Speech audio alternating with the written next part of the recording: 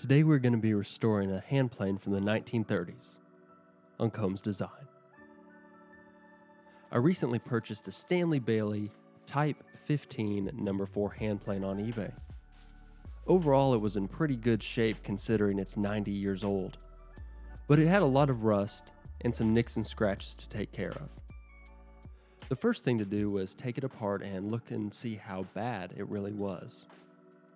All the pieces were there, they were all original, and everything was in relatively good shape.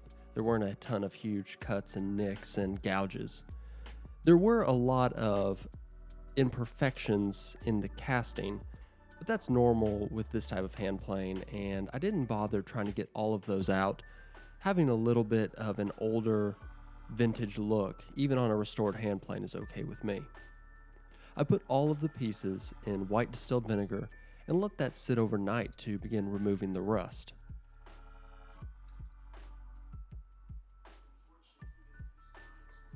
Once I pulled everything out the next day, there was a lot of gunk and a lot of rust to remove, followed by a lot of sanding, but we'll get to that. All of the metal pieces got the same treatment. They were scrubbed down with a metal wire brush, and you'll see here when removing the rust and gunk from the sole, it also took off a lot of paint, and that was expected. With the majority of the rust gone, all of the metal pieces got the same treatment.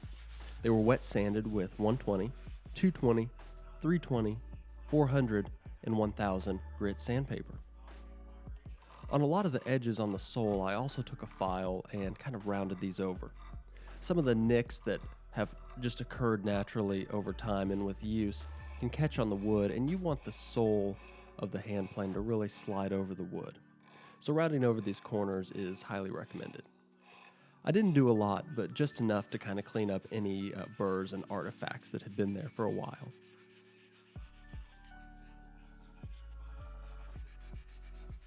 After using the file, I also went over these edges with 400 grit sandpaper.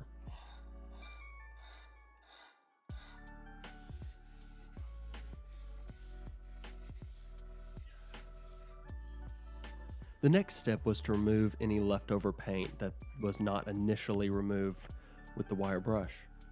I used a gel paint stripper that sat on the surface for about 15 minutes. And after that time, I came back with the wire brush and scrubbed and removed what was left.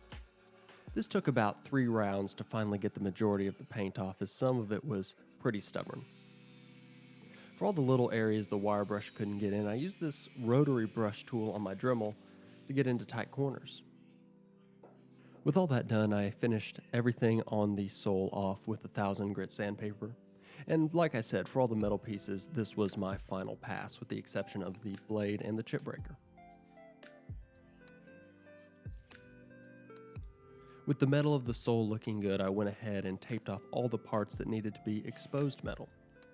And one thing to note here is, when you're removing all this rust, if you let these pieces sit for a long time, rust will reaccumulate rather quickly, especially in a garage like mine where you don't have stable temperatures or humidity.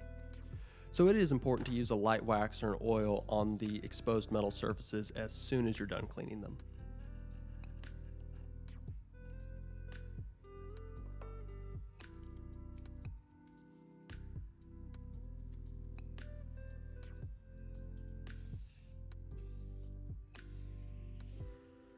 With the sole taped off and all of the threaded holes covered with temporary screws, I used 3 coats of primer, 3 coats of black semi-gloss paint, and 3 top coats of a clear enamel. The trick here is to take really light passes and try not to get too much paint on it at once. Several thinner coats will look a lot better than fewer thick coats. With the paint still wet, you can go ahead and remove any tape as well to expose the metal. The frog itself looked pretty good, but it did have some imperfections, and just to make sure it matched the sole, I went ahead and removed that paint and did the same process. I'm calling this the top side, but it's really the bottom, and I went ahead and painted this first, and you'll see why in the next step it was important to do this side first.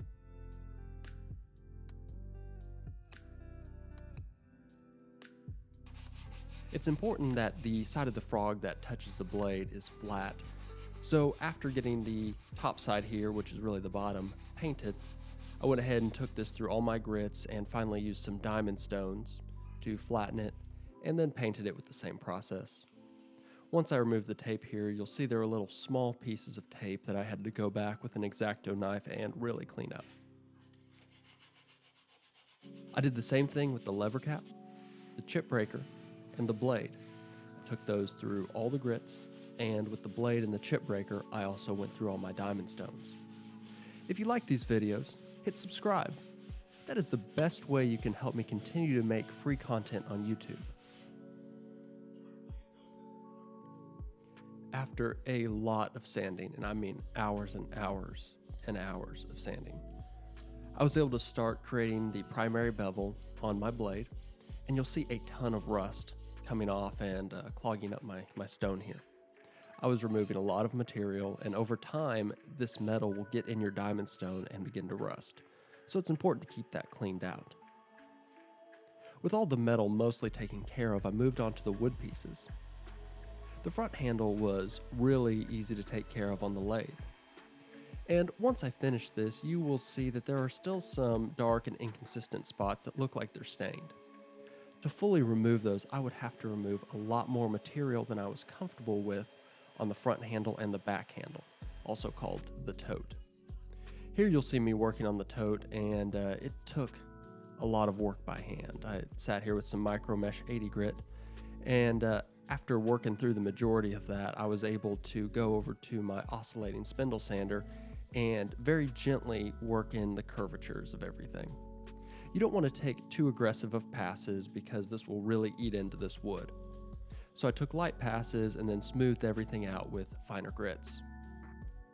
Both the front handle and the tote were then finished with a Danish oil, and the grain really pops and looks beautiful. Especially here on the tote, you'll be able to see those light and dark spots of the staining that I was talking about.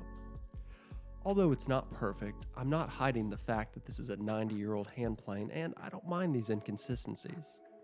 It gives it a lot of character and kind of looks cool in my opinion. The last major piece to address were the screws and hardware that go along with this hand plane. Over the years, some of these screws had been stripped out a little bit, and I first started with a file to take down some of these burrs and kind of clean up those edges and make them sharp. I then cleaned up the body with 400 and 1000 grit sandpaper and followed it up with a metal polish. The hardware cleaned up really well, and there were some cases where I thought the hardware was brass, but upon removing all the rust and grime, they were not. On the left here, you'll see a screw that I had finished, and on the right, you'll see one that still needed some work, and it really just made a huge difference. Finally, there were a few flat pieces of hardware and some washers, and I cleaned those up on my diamond stones, just to be sure they were flat and looked nice. Originally on this hand plane, many of the pieces of hardware were black. So I used some gun blue to blacken some of the pieces, and you'll see them blacken in real time. It happens very quickly. I washed them off with water and then did a top coat of oil. To take care of the lever cap in the original orange color, I painted the recessed portion in, and you'll see it got a little sloppy here, but that's okay. I just took a cloth and removed most of the excess off.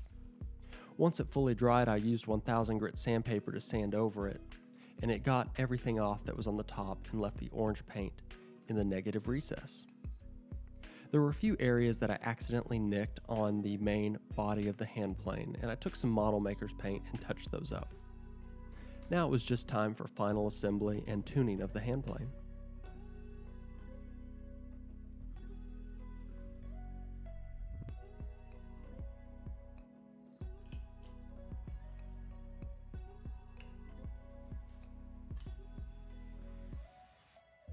The hand plane turned out beautiful. My favorite part is that when you look at it, you know it's an old hand plane, but it looks like it's been cared for and it's aged very well.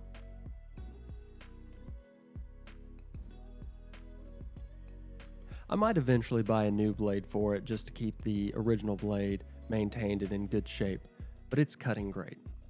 Thank you so much for checking out this episode of Combs Design. I have some more videos coming out soon. I'll see you then.